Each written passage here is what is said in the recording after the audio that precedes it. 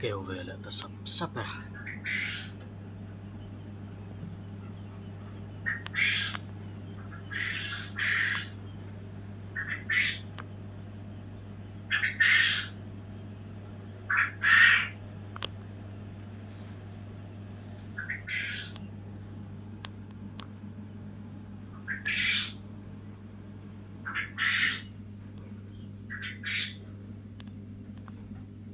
Trên chuẩn núi là màn ruông thở.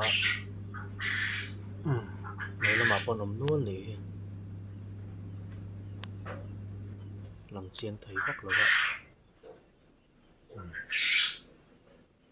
Đúng không mẹ, tôn trọng cho kèo trái.